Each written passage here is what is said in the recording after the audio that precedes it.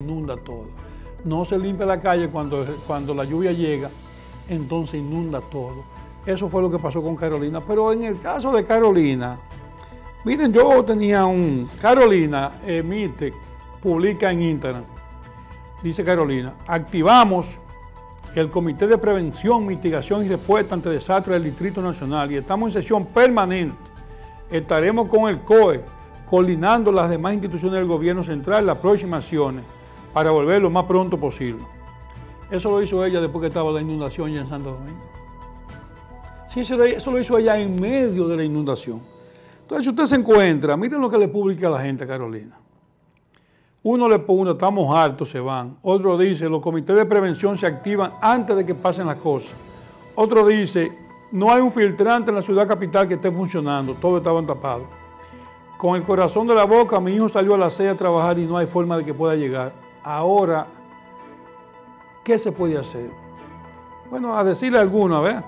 No, hombre, Carolina, soy tú y desactivo los comentarios, Carolina. ¿Para qué lo publicaste? Desactiva los comentarios.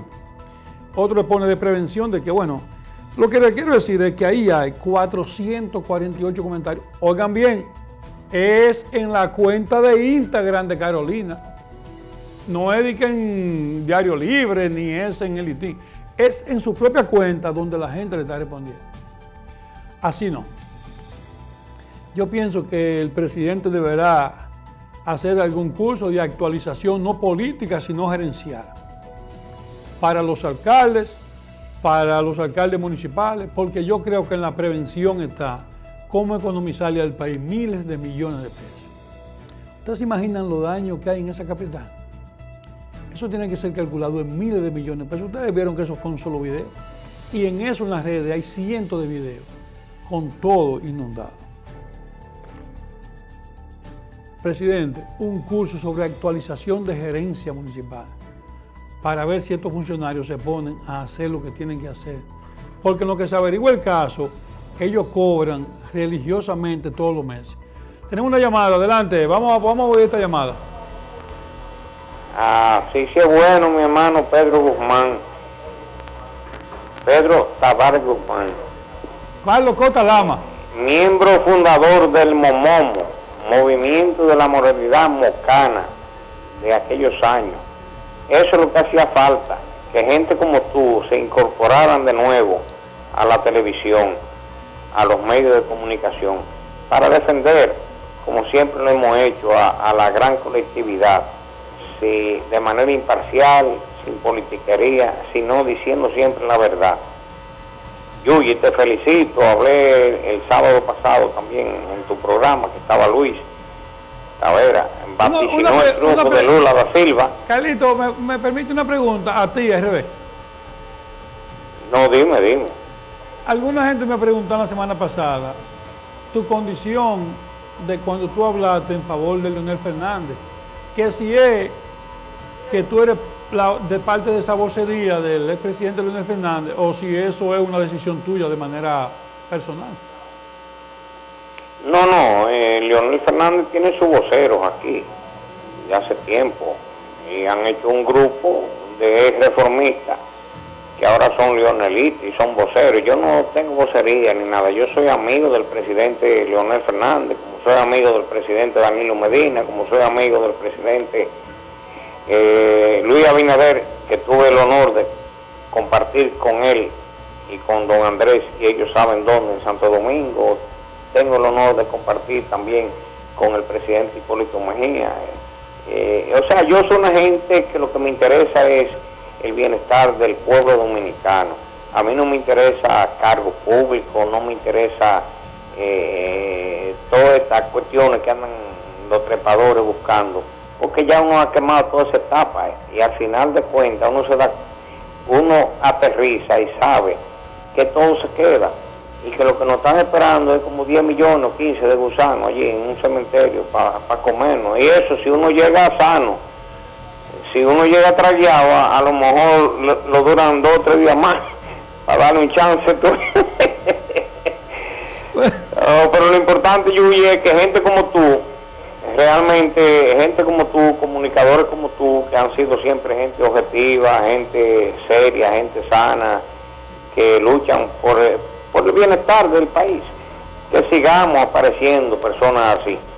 Y te reitero mi gratitud, el respeto que tú siempre me has distinguido, me has dispensado, el cariño, el afecto, y que sepa que hay una gama de mocanos y mocanas aquí y fuera de aquí que te dan seguimiento todos los sábados como yo puedo hacerlo.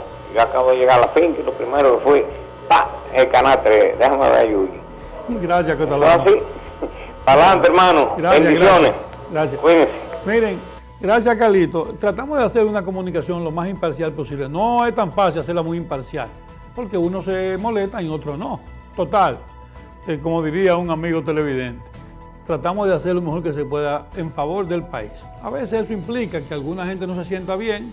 Bueno, eso es parte del ajedrez de la política y del oficio de la comunicación. Miren, tenemos por ahí una foto de una sentencia judicial que se dio alrededor. Miren, vamos a compartirlo con ustedes. Aquí en Moca se dio una sentencia judicial que ordenaba, miren, un tribunal del Distrito Judicial de Moca ordenó el cierre definitivo de una granja porcina que estaba contaminando el río Cacique en la ciudad de Moca. Se ordenó el cierre de la granja, pero además se ordenó 1 año de prisión al propietario. El propietario dice que la audiencia, el órgano de persecución penal, estuvo representado por la procuradora de la Corte, Milagro García. El Ministerio Público calificó la acción de Henry Ramón Lizardo Cabral y Agroindustrial Acosta por violación a varios artículos de medio ambiente. La suerte es que a él le pusieron una pena de 1 año, como le llaman en el argot penal, suspendida. ¿Por qué trajimos a colación? Algunos productores me llamaron y me dijeron, bueno, ahí sí se jodió, ahora sí se jodió el producir. No le respondí a esos amigos que me escribieron en ese momento, pero debo decirle algo. Miren, así como yo pienso que hay una alta deficiencia en la gestión municipal, muy alta deficiencia en la gestión municipal, por eso usted ve que los invernales de Moca se tapan y se inunda la ciudad. Por eso usted ve que los invernales de la capital se tapan y se inunda la ciudad. Por eso usted ve que las cabeceras de los puentes se tapan y se dañan y se rompen puentes y miles de millones de pesos se pierden cada vez que hay una tormenta de agua, miles de casas se van, todo eso pasa. Eso es falta de gerencia municipal. Pero ahora yo le voy a decir una cosa. Estuve revisando alguna literatura sobre el problema de la producción porcina antes de hacer este comentario. La verdad que los productores, en este proceso de la legitimización y la producción de leyes en favor o no del sector, se han quedado muy atrás. Los productores se han quedado atrás. Y aquí el aparato legislativo se reúne, genera leyes de medioambientales o de sanidad, y los productores solamente saben eso cuando se la aplican. Yo le quiero decir a los ejecutivos de las granjas de productores de cerdo que tienen que entender ya que tenemos unos nuevos tiempos y que ese aparato legal está empezando a ejercitarse. No está en ejercicio pleno, pero está comenzando a ejercitarse. Como ustedes no participan en la producción de leyes y no generan leyes, entonces ustedes son objeto de esa ley. Pero también debo decirle que eso es así en la ley. Pero también debo decirle que tienen que actualizar la producción intensa de carne. Ya usted no puede tener una granja y el desecho sea el río. Ya usted no puede tener una granja y espera una lluvia para destapar una granja y todo eso se vaya a una cañada. La gerencia moderna, la producción moderna, requiere unos niveles de control, entonces ustedes tienen que entender que también esa dinámica va acompañada de una ejecución moderna de la producción. Naturalmente, ¿qué yo cuestiono? Que la sentencia es determinante, Pero a ese productor pudieron haberle dado 6 meses para que moviera esa granja. Pienso yo, 6 meses. Mire, usted tiene 6 meses para que mueva esa granja. De lo contrario, está cerrada y se le va a ejecutar la pena correspondiente. Pero déle aunque sea 6 meses, porque la verdad que de un pronto pedirle a una gente que mueva una granja, tú estás hablando posiblemente de decirle a ese tipo, búsquese 50 millones de pesos para quitarle esa granja en otro lugar.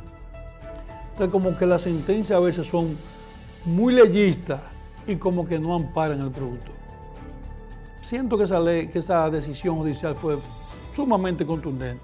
Entonces no le da tiempo a los productores, pero también los productores tienen que saber que toda esa legislación de protección del medio ambiente golpea directamente sobre ellos. Y debo decirle, siempre le dije a los productores, siempre le dije y les reitero por aquí, tienen que desarrollar modernas estructuras de participación en donde ellos puedan, junto con los demás activos del sistema, participar en el desarrollo de las leyes. Porque aquí los productores creen, por ejemplo, los productores muchos creen que ellos tienen que convertirse permanentemente en gente que va al gobierno a pedirle que el gobierno intervenga, al pedirle que el gobierno intervenga. Pero también usted tiene que reciprocar esa acción haciendo su correspondiente aporte social. Creo que la decisión jurídica fue arbitraria, demasiado arbitraria porque es demasiado radical, pero también creo que los productores tienen que irse actualizando y preparándose para los nuevos tiempos. Porque no es que Abinader cambia, porque no estamos hablando del cambio de Abinader, es que el país cambia. El país cambia y usted tiene que montarse en esa rueda del cambio. No del cambio político, sino del cambio de los nuevos métodos de producción, de los cambios, de las nuevas herramientas de protección del medio ambiente. Usted tiene que vincularse a ella. Por eso, en países como Francia existen clubes de consumidores, clubes de productores, en donde ellos, a través de ese mecanismo de participación, inciden y conversan con los legisladores para que cuando las leyes se desarrollen no sean tan decididamente para golpear. Ese es mi consejo a los productores. Los tiempos están cambiando, también va a cambiar la gerencia municipal y va a cambiar la gerencia en la producción. Eso señor, se lo digo a propósito de esa situación que estamos viendo ahora. También tenemos algo sencillo. Ustedes saben cómo quedó el tren con los aguaceros. Por una de las escaleras del tren de Santo Domingo del metro, parecía que bajaba un canal. Vamos a ver si conseguimos esa imagen del caos. ¿Usted creía si ahí Rafa Santos se hubiera encaramado una silla y hubiera aparecido tirando un discurso, la gente hubiera dicho que es un mitin? La gente hubiera dicho que es un mitin porque lo que se ve, si Willy pone ese video, dice caos en el metro. Si puede poner ese video, es una cosa, pero además, tanta la lluvia que, ¿y cómo funciona el metro? Porque después yo vi que la autoridad del metro anunciaron que llevaron el metro hasta las 11:30 para que la gente se pudiera desplazar, porque la gente realmente estaba perdida, no encontraba cómo llegar a su casa por las constantes inundaciones que había. Entonces eso afectó hasta el metro. Si ustedes ven la gente caminando por la escalera del metro, se van a dar cuenta que era miles de gente que estuvieron en ese tapón del metro. Tenemos otro tema, que es el tema de Nene Cabrera anuncia que a partir de enero se inicia la campaña reeleccionista de Abinader. Es decir, los partidos van, se reúnen con la Junta, se ponen de acuerdo y de ahí sale cada quien a hacer lo que le da la gana. En otras palabras, miren cómo se ve ese ajedrez político. Es como que van a la Junta y se juntan. Pero de eso vamos a hablar ahorita con Luis en la tertulia, porque yo creo que lo analicemos desde una óptica que yo estoy viendo, que no es... De ese tema de Ney vamos a hablar más adelante, pero vamos a dejarlo para que en el cambio que hagamos ahora, entonces cuando entremos con Luis empecemos a hablar de la opinión de Nene Cabrera y el proyecto reeleccionista. Vamos para unos comerciales y bajamos en breve. Volvemos con Noticiarias. El dominicano, cuando quiere puede, lucha como nadie para progresar. En su corazón la esperanza crece, sabe que la fuerza está en la unidad. Dominicana, dominicano, somos vencedores si me das la mano. Le dimos para allá y lo hicimos. Juntos dimos el valor que merece nuestro arte y nuestra cultura para seguir apoyando el crecimiento de nuestro talento y de nuestra gente. Banreservas, el banco de todos los dominicanos. La remodelación, ampliación y modernización de la autopista Duarte ya es una realidad visible. Estamos interviniendo la más importante vía de comunicación del país, desde el kilómetro 9 hasta llegar a Montecristi. Esa majestuosa vía tendrá 270 kilómetros de extensión. Nunca antes se había hecho una intervención tan integral para hacer la autopista Duarte más hermosa, amplia y segura para todos. Tomando a Santiago como punto intermedio, terminamos el tramo hasta La Vega y recién inauguramos el distribuidor de La Penda y el cruce de Soto. Avanzamos con firmeza. La autopista Duarte está cambiando. Ministerio de Obras Públicas y Comunicaciones, cercano a la gente.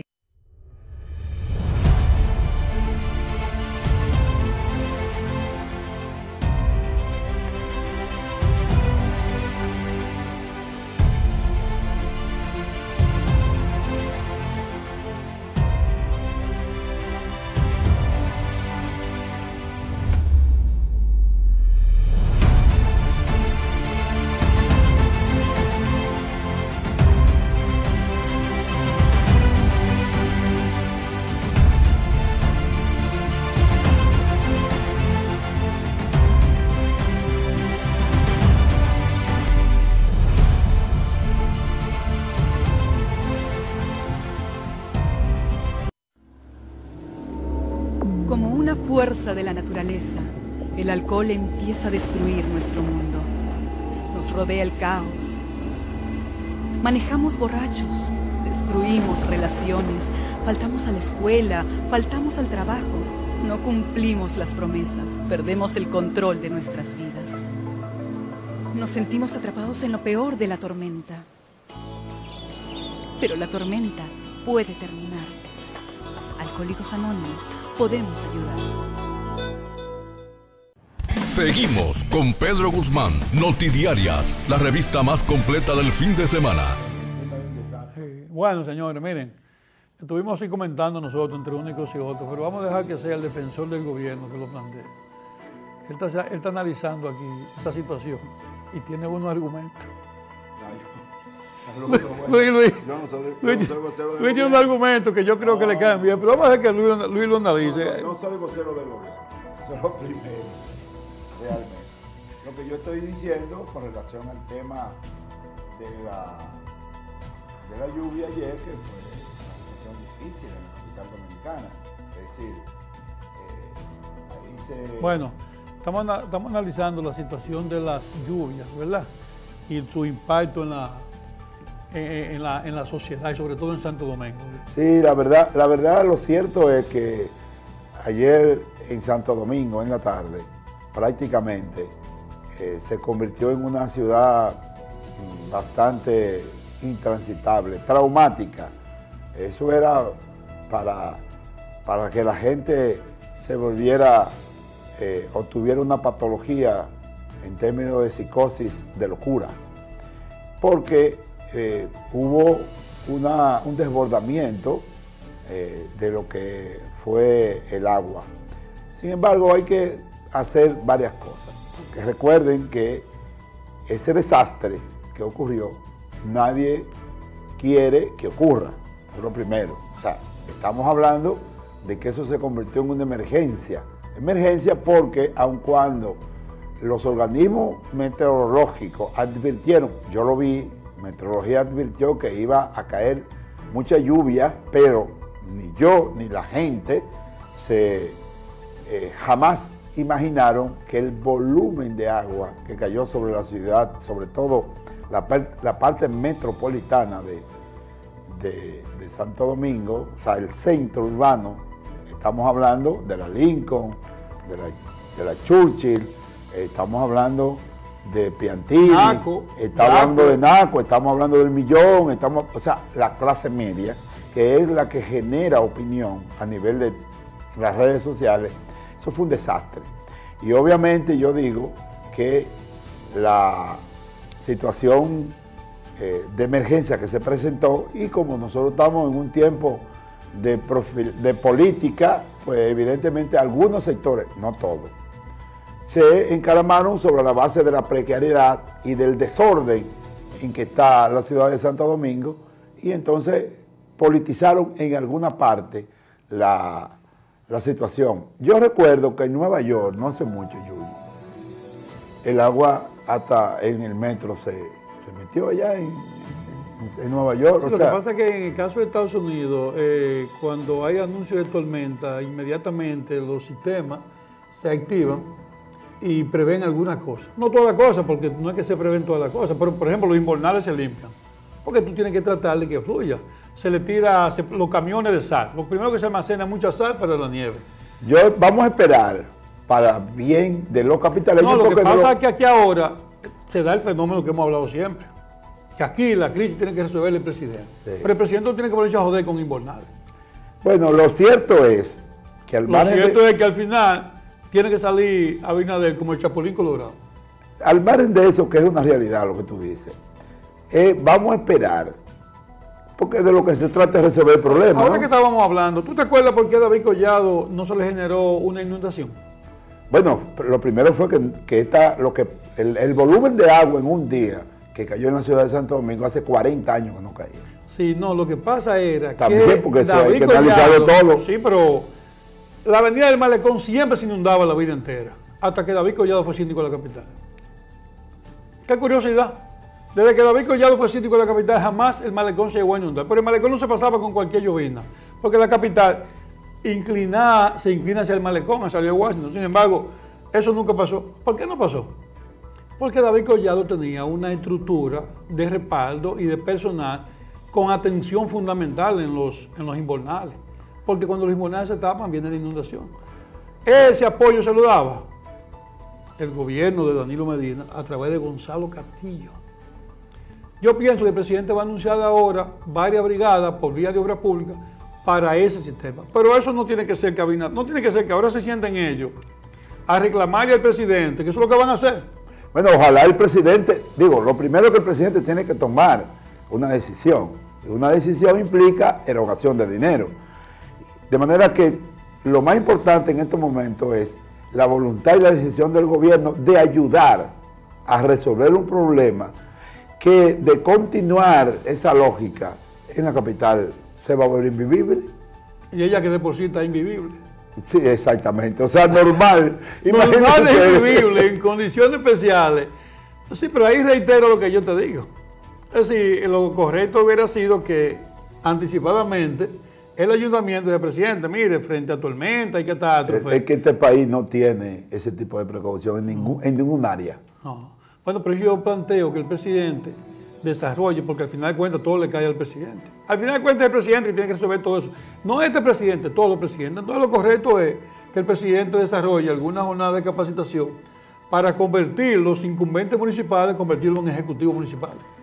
Bueno, el asunto pero es... también eso pasa en los campos, cada vez que llueve, que los árboles tapan los puentes. ¿Y entonces en qué los ayuntamientos invierten el dinero? Yo vi que el propio presidente de la República, a través de FEDOMO, le distribuyó a los 4.000 millones de pesos. No, ellos lo quieren coger ese dinero, no para sus funciones, sino para estar de afrentoso, de aparentoso. Ah, bueno. De aparentoso. Eso, como tú dices, entonces no hay nada para... ¿Cuáles son las diferentes áreas del ayuntamiento? No, hay las áreas fundamentales del ayuntamiento. Está planeamiento urbano, que es la que diseña el crecimiento territorial urbanístico. Ahora con la nueva ley de delimitación territorial que se acaba de aprobar en el Congreso de la República, los ayuntamientos tienen un instrumento y ese departamento que tiene que ver con la organización territorial de lo urbano, entonces ahora los ayuntamientos van a tener que fortalecer esa área. No sé si los ayuntamientos tienen debilidad en esa dirección, pero los ayuntamientos tienen debilidad también en materia... ¿Cómo es la ejecución presupuestaria? ¿Cómo debe ser la ejecución presupuestaria del ayuntamiento? ¿Tiene diferentes áreas? Recuerda que los ayuntamientos elaboran un presupuesto vía dos cosas. Los arbitrios, que son lo poco, y también la ley que le da un % determinado de parte del Estado a los ayuntamientos. En función de eso, entonces, y las donaciones que puedan también tener, a partir de eso elaboran un presupuesto. Ese presupuesto, la propia ley dice que tiene que estar un % determinado para gastos corrientes, es decir, empleomanía, un % determinado para inversión, otro por ciento determinado para otras áreas. Está bien delimitada. Ahora, para darle seguimiento a lo que tiene que ver con la ejecución de los presupuestos, también existe el presupuesto participativo, que es una forma de vincular los ayuntamientos con necesidades pequeñas de algunas comunidades para irlas resolviendo en la medida de la posibilidad de los ayuntamientos.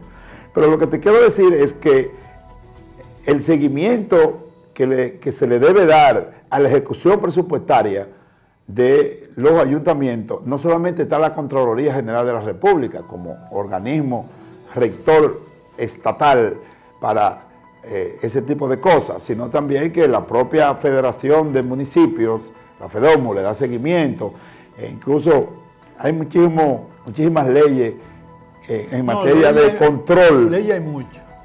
No sé si la están cumpliendo. Sí, leyes hay muchas. Yo no sé. Pero vamos a dejar ese tema y vamos a abordar un tema que yo estuve viendo y que le estoy dando seguimiento de hace mucho. Yo, por ejemplo, decía, el país elige y conserva un grupo de legisladores. Si el país elige un grupo de legisladores, que cuando tú ves la función de ellos, llega a la conclusión de que esos legisladores hacen de todo, menos legislar. No, porque en la función legislativa, antes de la Constitución del 2010, tenía una sola función, que era hacer leyes. Ahora, después de la Constitución del 2010, ya el legislador, entiéndase, diputado, senador, no se limita a representar, se limita también a, o sea, no se limita a hacer leyes, sino a gestionar. O sea, gestionar obras, gestionar diligencia. También tiene una función de supervisión. De supervisión, también tiene una función, pero eso ya como cuerpo legislativo, es una función que tiene que ver con la supervisión del presupuesto, la Cámara de Cuentas. La realidad es que nada de lo que tú dices ellos hacen. Ellos no hacen nada de eso. Yo lo digo a propósito de que hay un tema que vi que la Cámara de Diputados discutió y que yo lo he estado planteando de manera reiterada, que tiene que ver con el problema de la delincuencia. En el sentido de que un delincuente te atraca y resulta que tú grabaste el tipo y lo viste. Entonces tú coges la cámara y el video y lo llevas a la policía. La policía te pasa donde un fiscal que está ahí en la policía y se inicia ese proceso. Entonces ese proceso se inicia. Entonces tú contratas a un abogado pago, que tú le pagas permanentemente, y el poder, el Estado, es decir, el administrador de mis bienes, con mis impuestos, le paga a un defensor público para que defienda al delincuente. Entonces el delincuente tiene un abogado pago con los impuestos de los contribuyentes que estamos sometidos a la delincuencia, pero el contribuyente no tiene un abogado que lo defienda. Eso requiere una modificación de la ley. Además, ahí venía un proceso que era de que para tú sostener una querella, tú tenías que mantener un abogado manteniendo la querella. Si tú no tenías un abogado manteniendo la querella, no se simplemente el tipo lo soltaban. Y después que el delincuente lo sueltan, porque tú te cansas de ir al tribunal, entonces el delincuente te somete a ti a la justicia, porque ya lo descargaron. Otro caso. Un tipo viola a una niña en una escuela. Un profesor.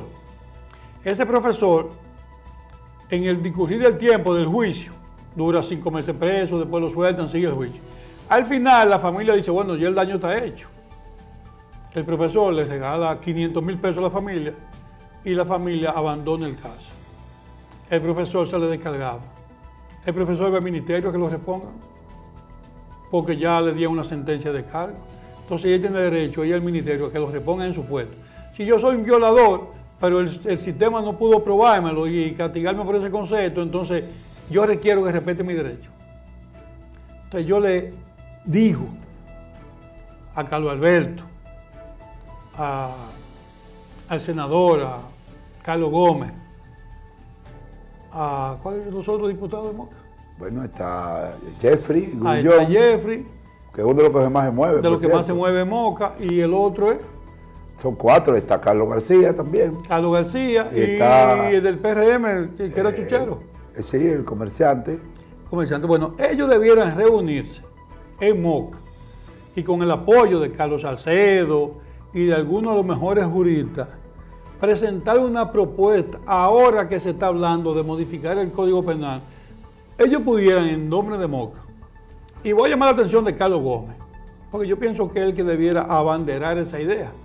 Carlos Gómez debiera convocar a los legisladores, y con el apoyo de Carlos Salcedo y algunos abogados más, generar una propuesta de modificación al Código Penal que proteja al ciudadano y no al delincuente. Yo creo que eso le garantizaría hasta unos puntos buenos para el proceso electoral. ¿Qué te parece? Bueno, mira, la verdad que la lucha contra la delincuencia es multifactorial, Yuri.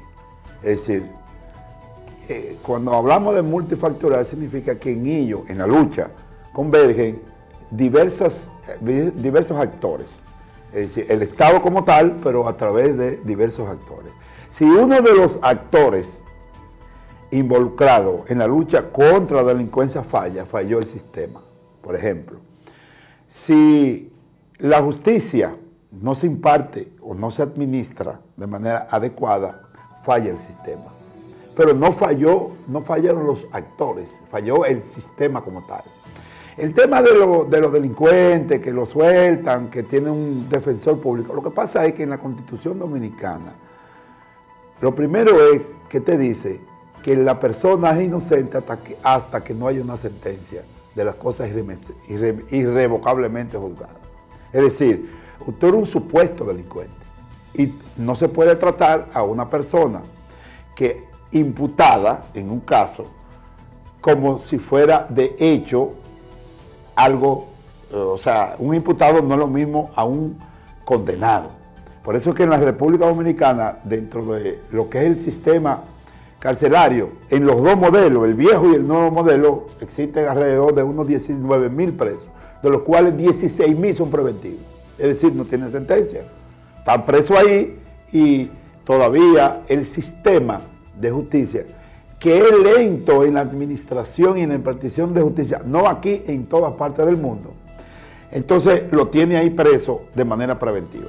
Lo que quiero decir es que en la Constitución hay unos elementos que le llaman derechos fundamentales, que son derechos intrínsecos, que tienen que ver con la esencia de la naturaleza humana de la gente, que son los derechos fundamentales.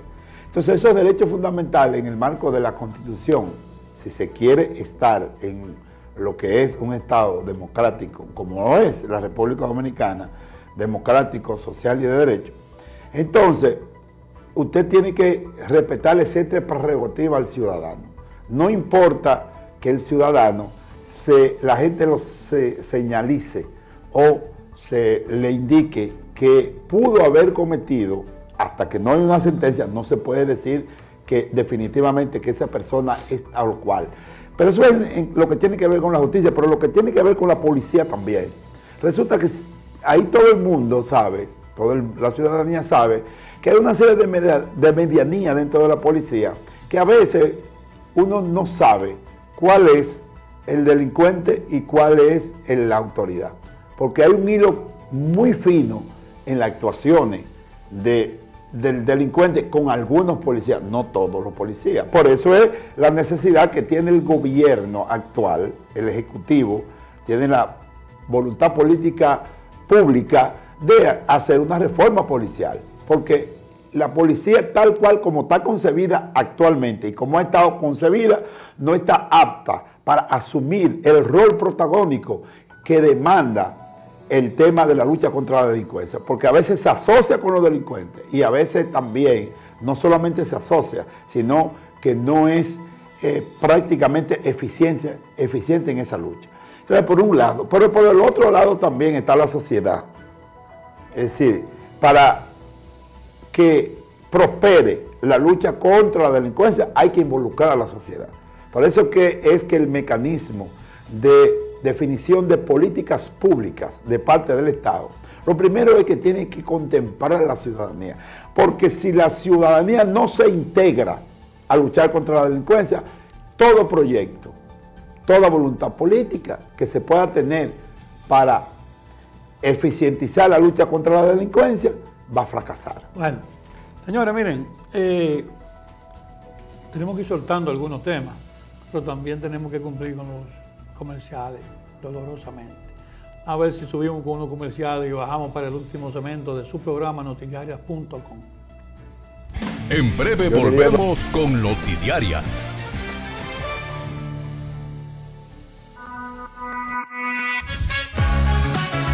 Esta Navidad trae brillo a tu bolsillo. Por cada 2,000 pesos de consumos acumulados con tus tarjetas de crédito personales o Credimás Banreservas, te puedes convertir en uno de los ganadores de los 100,000 pesos semanales. Y en diciembre, 1,000,000 de pesos. Banreservas, el banco de todos los dominicanos. Ahora lo que pagas sin peaje se invierte en obras que sí se ven. Con una eficiente y transparente administración de los peajes, el Fideicomiso RD Vial, a través del Ministerio de Obras Públicas, aporta una parte de lo recaudado para el desarrollo de proyectos que facilitan y hacen más seguro y económico tu transporte. Así avanzamos en la construcción de las avenidas de Circunvalación de Baní, de Asua, de San Francisco de Macorís, de Los Alcarrizos, carreteras Barahona-Enriquillo, Barahona-Pedernales, elevado de Boca Chica, Avenida Ecológica y muchas otras en todo el territorio nacional. Obras, no palabras. Esto es el cambio. Ministerio de Obras Públicas y Comunicaciones, cercano a la gente.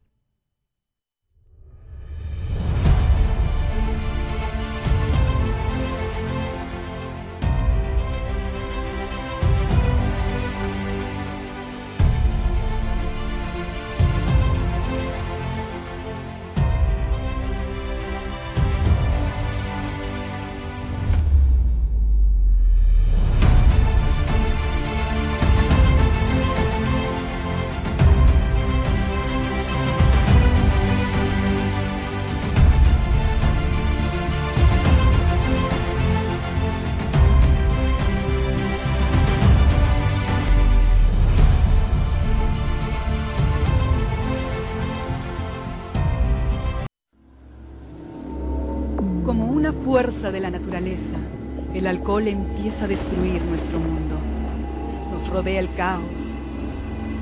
Manejamos borrachos, destruimos relaciones, faltamos a la escuela, faltamos al trabajo, no cumplimos las promesas, perdemos el control de nuestras vidas. Nos sentimos atrapados en lo peor de la tormenta. Pero la tormenta puede terminar. Alcohólicos Anónimos, podemos ayudar.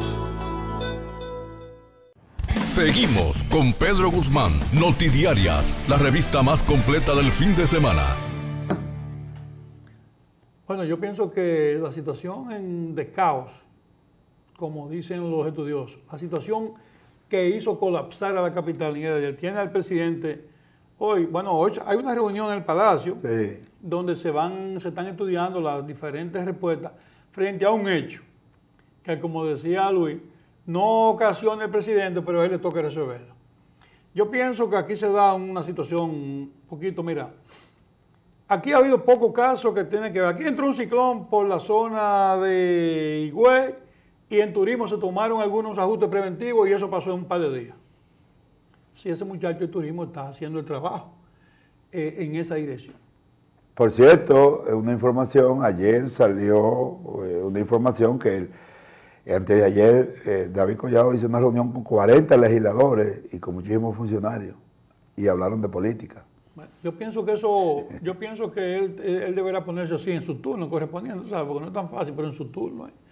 Porque recuérdate que los que van donde ti cuando eres ministro no son los mismos que van cuando tú no eres nada. Sí. Pero bueno, la realidad es que aquí hay ministros que se nota que en la presidenta Hito Bisonó, David.